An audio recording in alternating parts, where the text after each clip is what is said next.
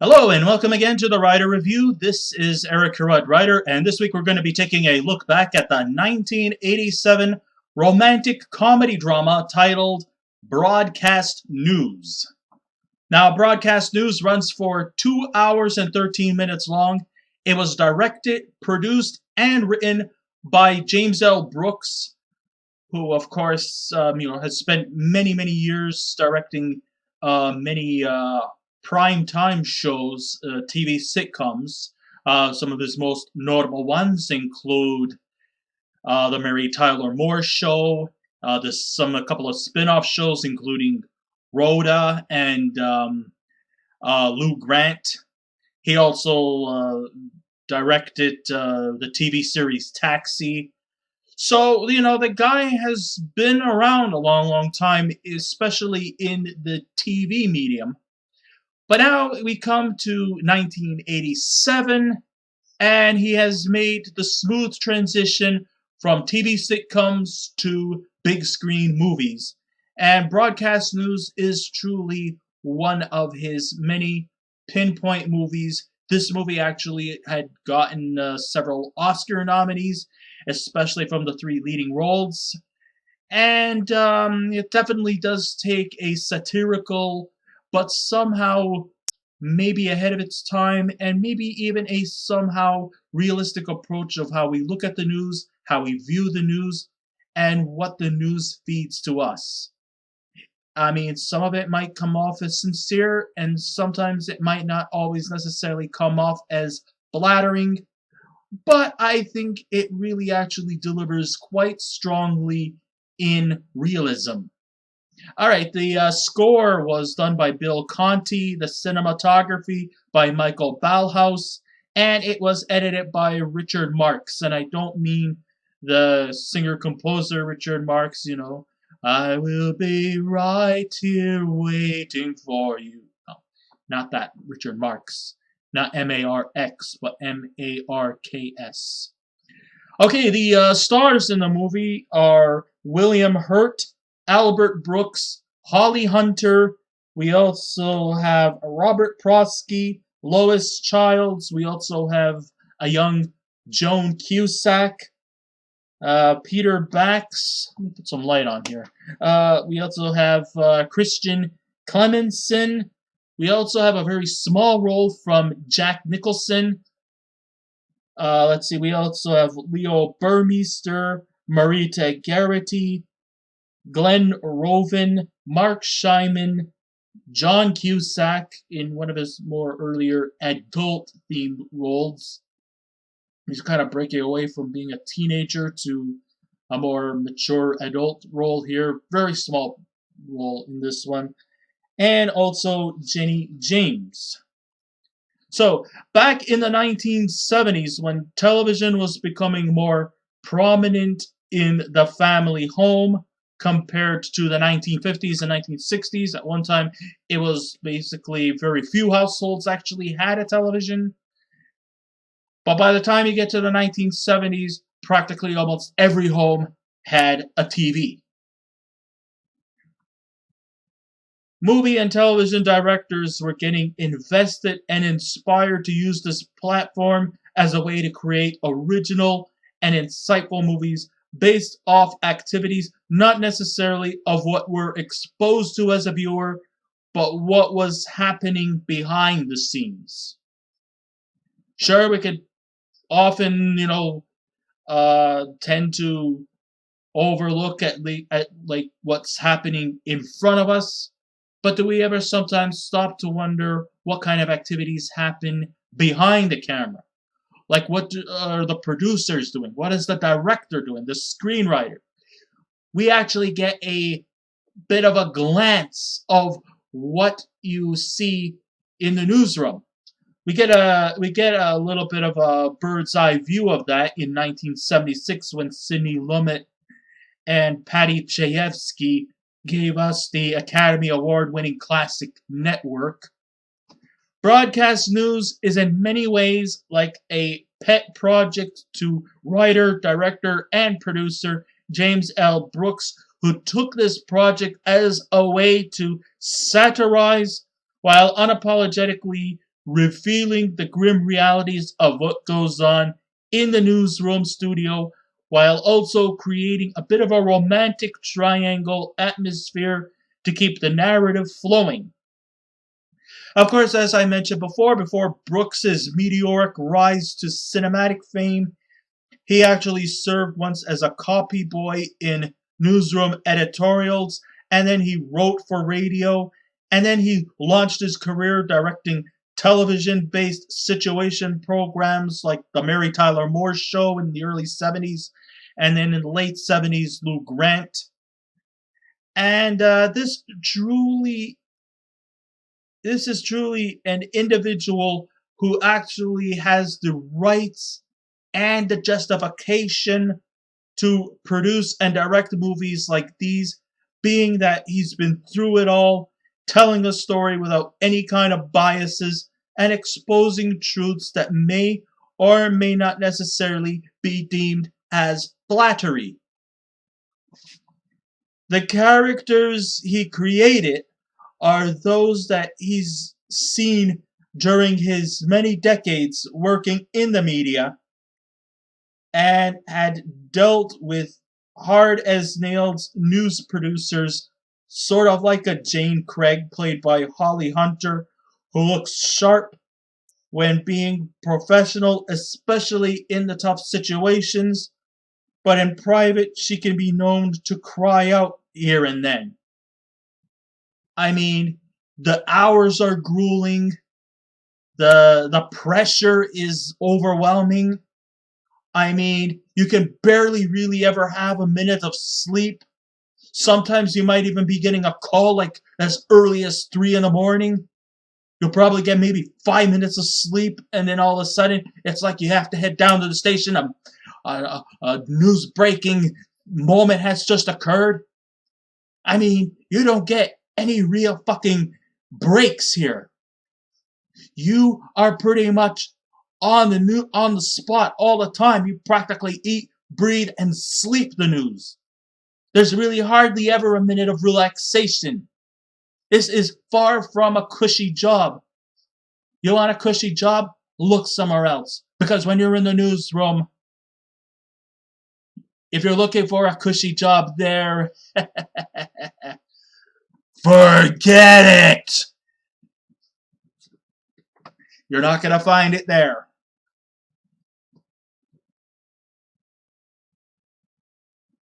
So, definitely she's got a lot on her hands.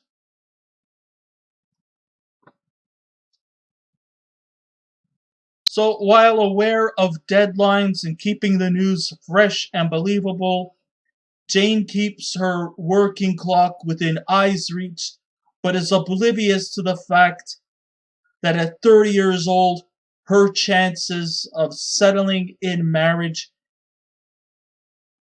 and having kids is waning. Yes. She is 30 years old. She's gotten, promoted to a high-ranking position. By right, she should be happy. Is she? Not.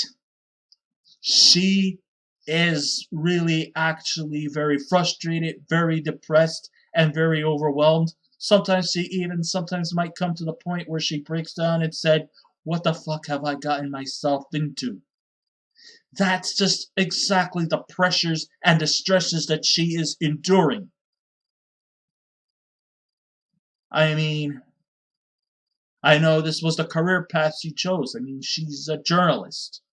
And, I know that with experience and with time and with patience, it takes a little bit of getting adjusted. But I'm sure that if she continues to stay in this path towards high ranking positions and stuff like that, I am sure she'll go far. She is still, very young.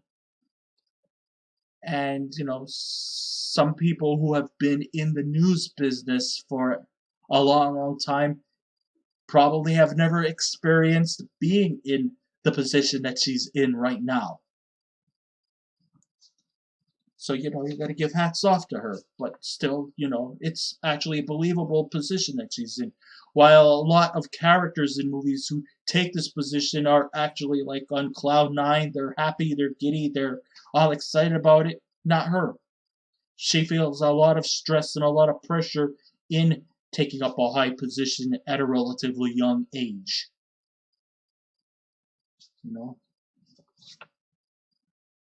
While devoted to bringing real news to the viewers at home, Jane has kept her relations to colleagues and professional personnel friendships platonic, or they're employees and she treats them like employees, and what happens in their private lives she really does not have a call for. She's got her own private life, everybody else has their own private life, and I guess that's what she abides by.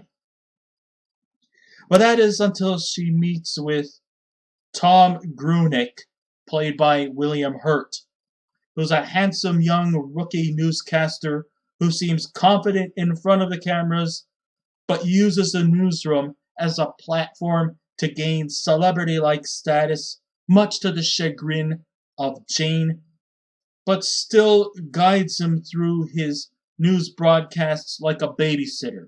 She practically feeds him whatever lines that he has to say. But the amazing thing about this guy is even though he doesn't know shit all what he's saying, he actually can say it with confidence. It's like he's just reading words off a piece of paper without having a fucking clue what he's saying. That is just basically who he is. He doesn't know.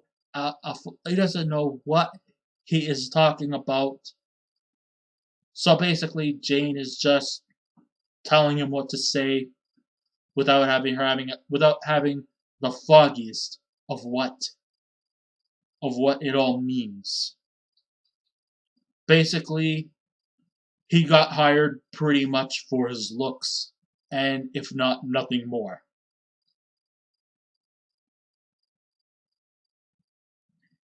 His promotion from his previous job as a sportscaster also doesn't sit well with his fellow colleague, who's actually a Pulitzer Prize-winning journalist, Aaron Altman, played by Albert Brooks, who knows he's as much as a phony as the commercialized news that feed to the masses. If you think that everything that is given to you in the news is true, well, look again. Sure, they might be accurate and they may be convincing enough to make you believe that everything that comes out of the news is true, but we all know pretty much that there's a lot of bogus, and there's also a vast amount of bullshit that comes from the news outlets out there. And we're just all a bunch of sheep who just fall for everything that's thrown at us. There's probably real news out there, but very little of it is actually dished out. It's only what they want to dish out and make it out as news.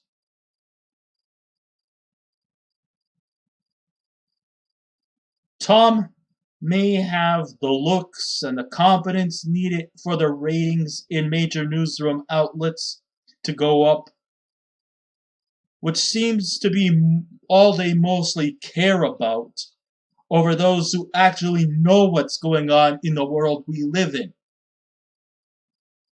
Jane and Aaron don't like where this is going in their line of profession, and they try to work together to keep their stories fresh and authentic.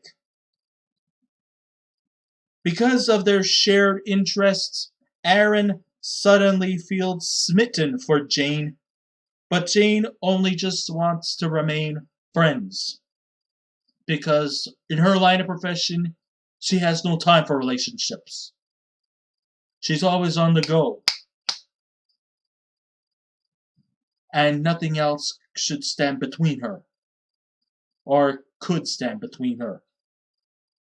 But Jane gets attracted to Tom's appeal, and then the triangle ensues between a woman caught between a person who's good over the mic or a person who actually knows the material and knows the goings on behind the newsroom. It's basically a battle between looks versus experience. And yes, of course, like I mentioned before, pretty much when you're a news anchor, you're out to go for ratings. And if you don't have the looks and the charms, ratings will drop. You know, on the Today Show a few years ago, there was this news journalist. Her name was Ann Curry. You may have remembered that Ann Curry at one time, well, she got fired from the show because she didn't have the right appeal or the right looks to gain her ratings. Basically, these days, if you look good on in front of a camera, that's all they really care about. They don't care. It's not about what you know or who you know. As long as you look good in front of a camera, that's all they really care about. They don't give a fuck about anything else. If you're not appealing enough or charmed with chiseled good looks or have this charismatic, smooth flowing appeal, you're not gonna make it. Ratings will go down, and sooner or later, your ass will be fired. Though the first choice of the character Jane was originally given to Deborah Winger, who sadly declined the role after she became pregnant, Holly Hunter was actually in top form as the news producer, who feels her career is more of a priority than her happiness. She might be very smart and talented, but she is also at times can be clueless in how to balance her career and her pursuit of happiness. It seems like she's probably the type of person who would either choose one or the other and still come out miserable. Albert Brooks, who of course is no relation to James Brooks, because ironically so, Albert Brooks, you know what his first name is? That's right, Albert Einstein. Yeah.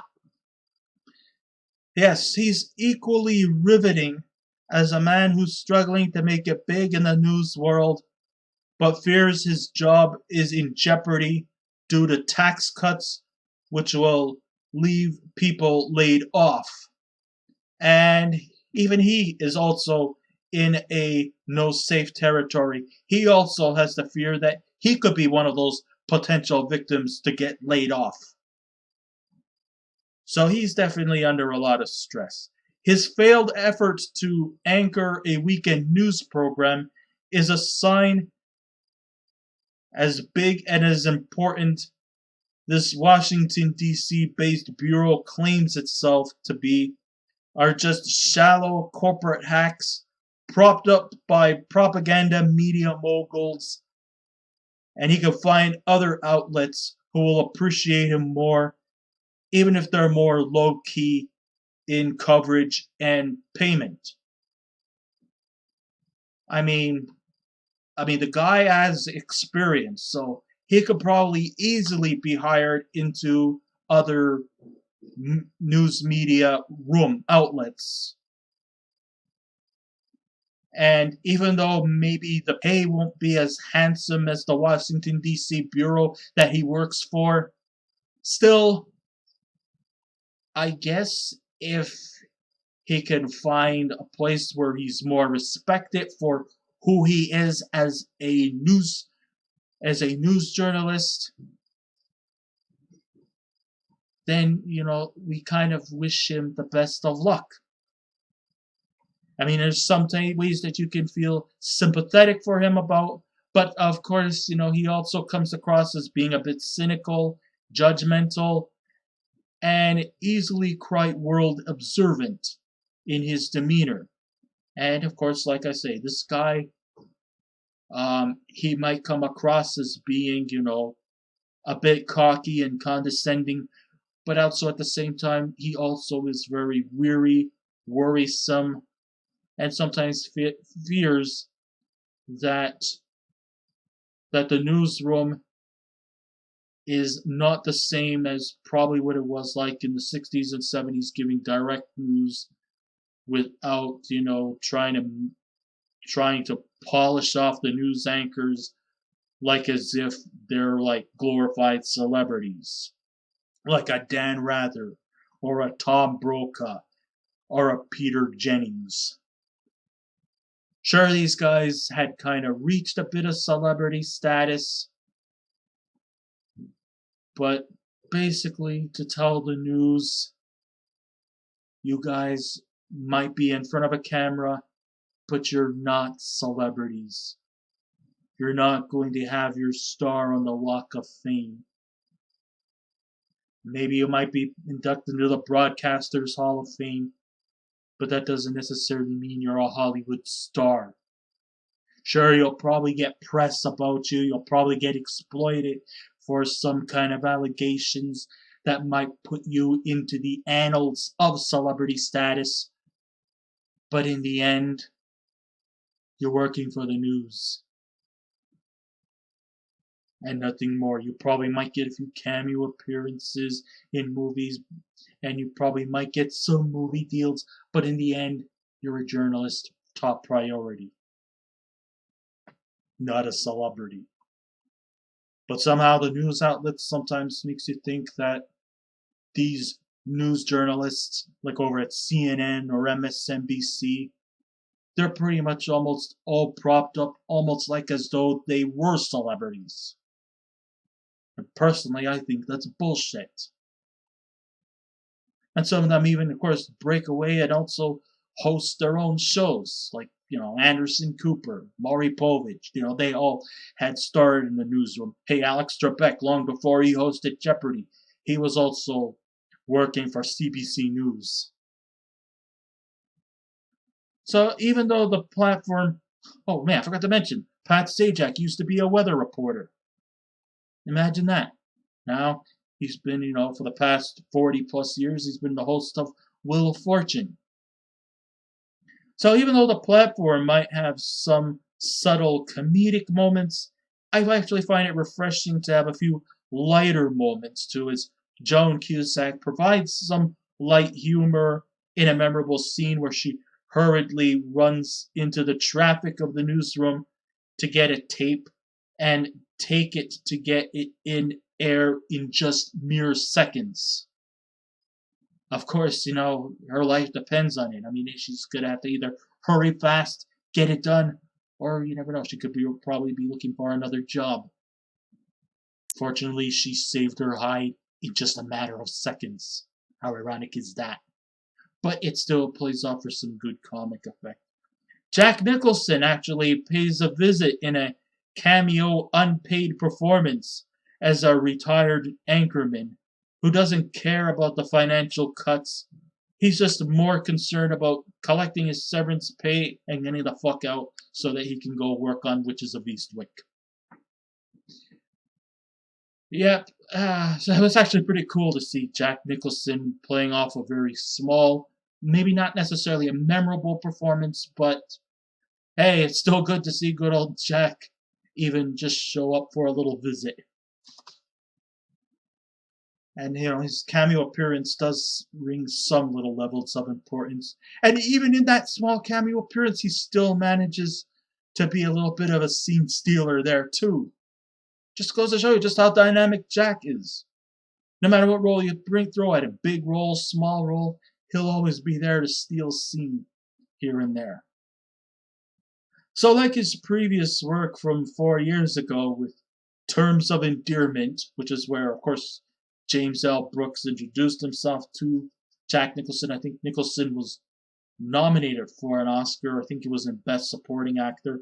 Brooks definitely pulled no punches in delivering a snappy tale saturated with clever quips and brilliantly structured one-liners.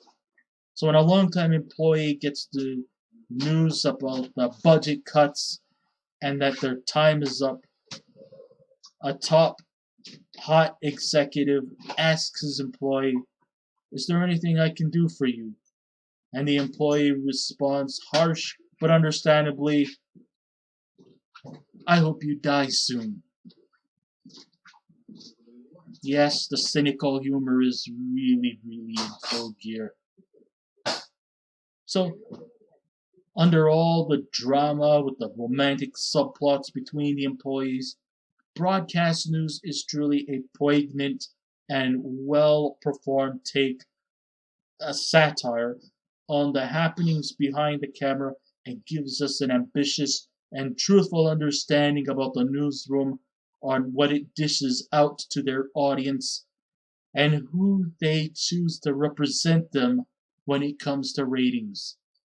It's not about what you know, it's about how you look in front of the camera. Obviously, it's not always feel good in its passage, but it's not ashamed to exploit the truth about their true intentions. Now, I know this makes me a bit hypocritical because of the fact that I'm also a bit in the media. I write for a local newspaper. And I'm not here to debunk or to put down people who work in a newsroom. I can understand the pressures. I can understand the overwhelming stress it takes to deliver the news. But also at the same time, it takes a person who actually has had experience in this profession, like James L. Brooks, to come out and to spill out a lot of the beans of what is happening behind the newsroom, and he throws no punches. And it's a person like him who was rightfully chosen to direct, write, and produce the script. And this movie, of course, like I said, has had many Oscar nominees, including the big three in this movie: Holly Hunter, Albert Brooks, and William Hurt. And I gotta say, they truly, truly are really, really good in this movie. I really liked the acting. I liked the truthfulness that it comes out in this movie. And I think it provides you with a lot of stuff to think about and reconsider the next time you watch the news.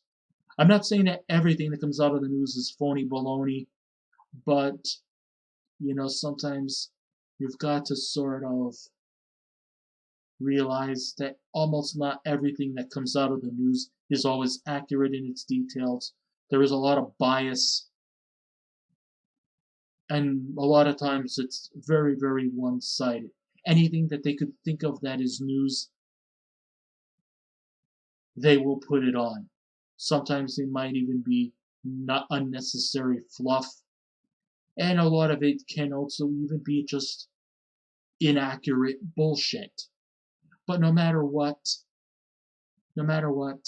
take the time and try to pay off to see what is actually real news and what is complete bogus. If I was to give this a scale out of 10, I would definitely give broadcast news a 9 out of 10. I highly recommend people to see this movie. It's a great classic movie, and I think it's actually was ahead of its time back then, but it probably seems to be more accurate in today's market than compared to 1987. So I guess this ends my writer review. Thank you all for listening in. If you wish to subscribe to my YouTube channel, please feel free to do so. If you wish to leave a comment, go right ahead. But just remember the 3 simple rules: be kind, be courteous, and please refrain from any rude comments. And I will be back again with another movie review. So until next time, this is Eric Karate Writer saying, keep watching those movies, and I'll see you around. Goodbye.